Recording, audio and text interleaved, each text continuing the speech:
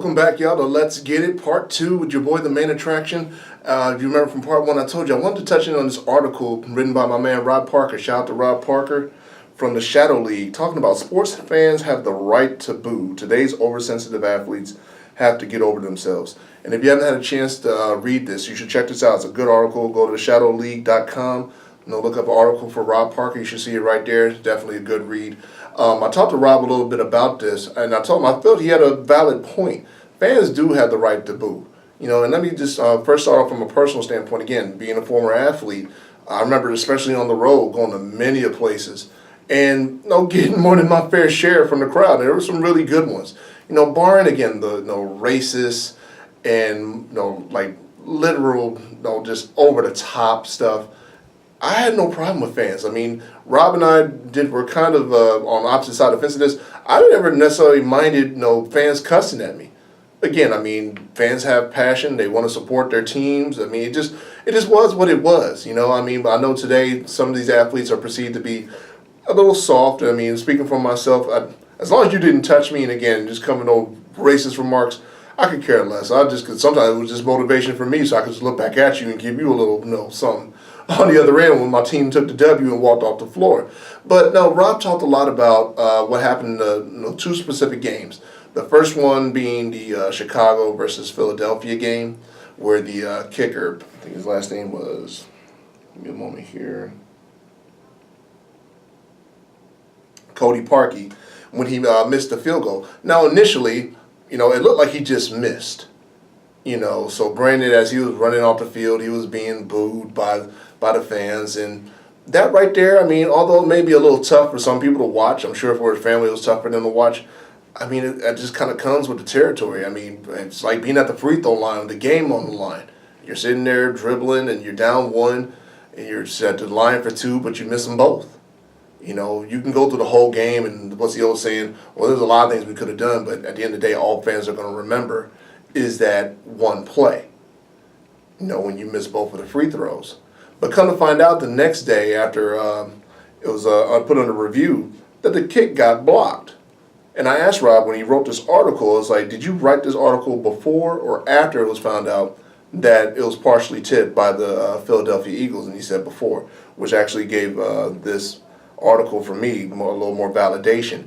Because again, I didn't have a problem with Parkey getting booed, and I'm sure he took it like a champ. If you saw his interviews on ESPN, I mean, he manned up to it.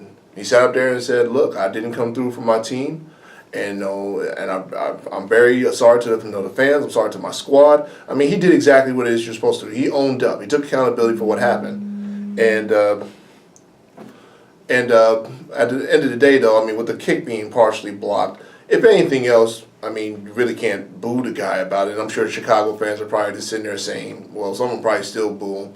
But I'm sure a lot more, probably a little bit more lenient these days now to realize, like, hey, they got their hand on the ball.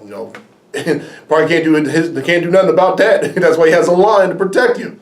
Keep him in their place so I can get this kickoff, and we could have advanced in the playoffs.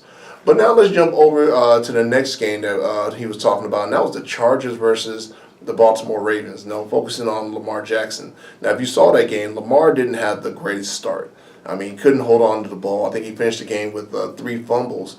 But as the game progressed, Lamar was on the brink of making a comeback. They only lost that game by 6 points. But during the course of the game, Lamar was getting booed by the fans. And, I mean, they were pretty much giving it to him pretty hard. I mean, at the point they were even chanting for Joe Flacco. And for those of you who don't know about my personal feelings about Joe Flacco, I mean, none against him. Again, this is never personal. And I think he is, up to date, the best quarterback that the Ravens ever have. No offense, Trent Dilfer, but I just think he's better than you. But I felt that even after that second Super Bowl, because, I'm a huge Ray Lewis fan, I knew Joe, bet on himself, which any athlete should. You should always bet on yourself. But at the same time, should have kept it within the concept of the team. And that contract has really kind of destroyed, the Ravens in a way where they lost a lot of key, intricate pieces to keeping that team together. So flash forward to, this season, I mean, the Ravens started off rough. I mean, my hometown at one time was leading the division until, in typical Bengal fashion, we choked it away. And then it was up in the air. It went to Pittsburgh, and it was Ravens going back and forth, back and forth. But when Flacco went down, they brought in Lamar Jackson. I mean, you got to give this kid credit. He sat up there and got it done. I mean, he got the Ravens not only to the playoffs, he got them a division championship where at one time or another they weren't even in the picture. And let's be real, there were Ravens fans who were asking for Jackson when Flacco himself wasn't getting it done. And there was one Ravens player,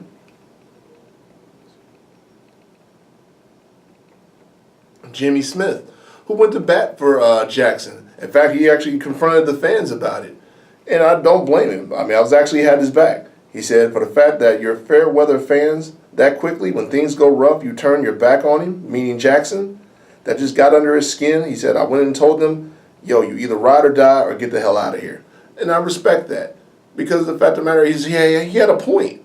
You know, I think, because I've been both a fan and I've been the athlete, I can see it from both perspectives. But you got to be, I mean, don't be a hypocrite. I think as a fan, that's the one thing I never want to be. I don't want to be a hypocrite. That if I ask for a guy and he's getting it done for the majority of the time, you got to give him a leniency. And especially in this regard for Lamar Jackson, he's a rookie. And considering the circumstances that he came into the picture and basically took the reins of the team, that's impressive for a rookie to do in his first year. And for his first playoff game, he had a rough game. I mean, what do you expect? Again, he's a rookie. You know, but to boo him and chant for Flacco was a little much. And like I said, I can see it from both sides. I mean, I understand that, you know, fans are passionate and you pay your hard-earned money to go see the game. You should be allowed to do what you want.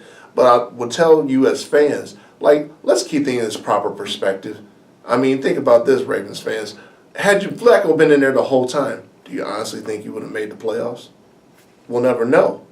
But you made the playoffs under this kid who Harbaugh recently announced is going to be their quarterback moving forward.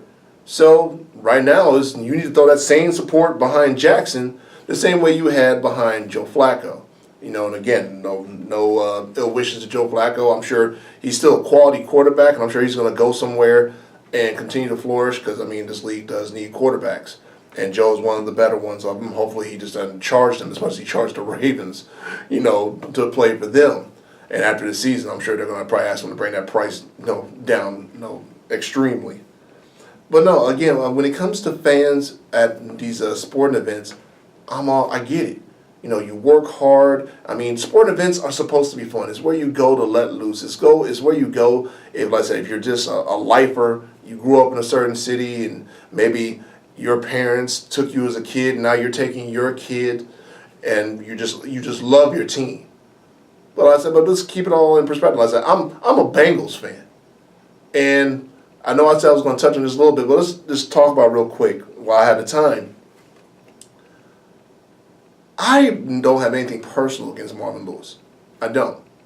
You know, and I think what kills me a lot of times with a lot of these sports, talk shows is that when they talked about Marvin Lewis, all they kept talking about was how he never won a playoff game in 16 years. You know, and I guess because I'm from the city, I look at it on a deeper picture. You need to realize that my city hasn't won a playoff game, meaning the Bengals, since 1990. I was in the 5th grade. I'm telling you, straight to your face, I was in the 5th grade. I remember where I was the last time I saw the Bengals win a playoff football game. In fact, I was in my sister's room. We were watching the game together on one of those little small TVs that you could carry around from room to room. That's the last time I saw the Bengals win a playoff game. So, I mean, my thing with Marvin Lewis was just the fact of you've been there for as long as you've been. And don't get me wrong, he basically elevated us from the rut that we were in, but sometimes it's just time to move on. So not only would I necessarily say I would boo Marvin Lewis, I booed the entire franchise. I didn't necessarily just put it on Marvin Lewis. I put it on the players too. You know, I mean, we go back to that playoff game a few years back when the Bengals played the Steelers and they had the game in hand only for Burfict and Adam Jones to do something stupid and we choked the game away. You know? And I said, that's the players, that's the coaches. And you look at the owners too. I mean, how many of you fans are actually booing the owners? Anybody want to turn around and look at the owner's box? Boo them. Because some of the teams that they're putting on the field for a lot of these franchises, regardless of the sport, if you live in a city where your team just has sucked and has sucked for years, I would start looking at the ownership. Because well, what the hell are we doing here? You know, I said, especially if you're like a city from mine where, as a kid, I can remember there was a time where Cincinnati, we flourished in sports, professionally and collegiately. The Reds won the World Series in '91. The Bengals went to the Super Bowl twice in the '80s. I mean, we were respectable. But somewhere along the way, we just kind of lost sight of our identity, and somehow mediocrity snuck in there and became the norm. Now, as a fan, did it upset me? Still does. Absolutely. It did. It still does today. That gives me a reason to boo. But I just ask that all fans, regardless of what sports team, it could be NBA, NFL, MLB, soccer, whatever.